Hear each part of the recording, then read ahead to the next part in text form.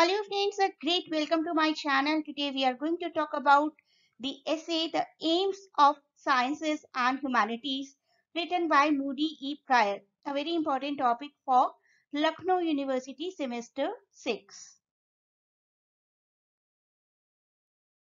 He was the one who established Northwestern University Press in 1956 and was the first president of the same, lived from 1901 to 1996.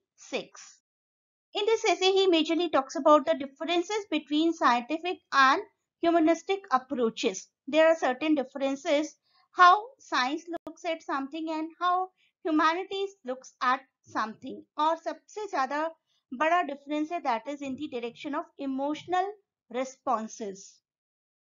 Emotional responses के अलावा जो difference है that is scientific theories moral और social implications के बारे में नहीं सोचती हैं, जबकि ह्यूमैनिटीज रिस्पॉन्स करती है towards all these humanistic approaches too. Science is something which only tells its rules, its findings, its logics, does not define anything with the help of any reference.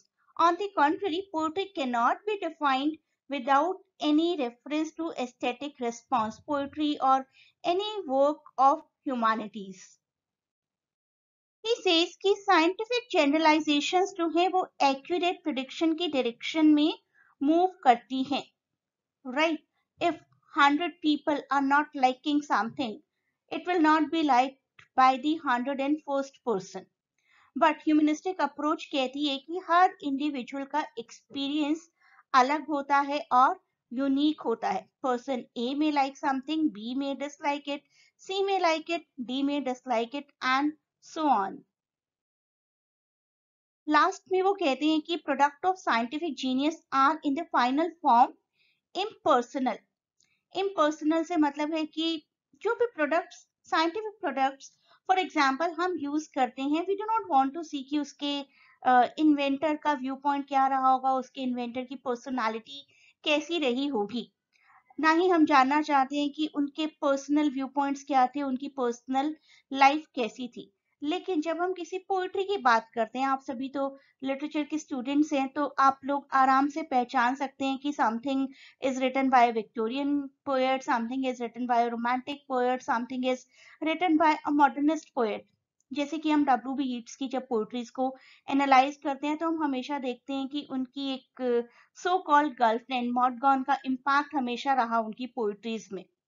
तो आर्टिस्टिक जीनियस जो है ना, उसको उस person के साथ separate कर देना, अलग करना पॉसिबल नहीं होता. लेकिन साइंटिफिक जीनियस में जो है हमें प्रोडक्ट याद रह जाता है. We do not want to know much about the inventor.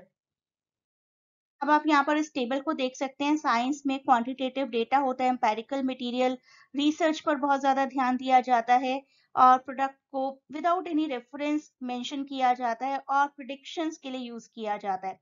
Products बिल्कुल पर्सनल होती है, किसी एक साइंटिस्ट ने क्या इन्वेंट किया, लेकिन उसके पीछे जुड़े हुए क्या इमोशंस थे that are not of significance.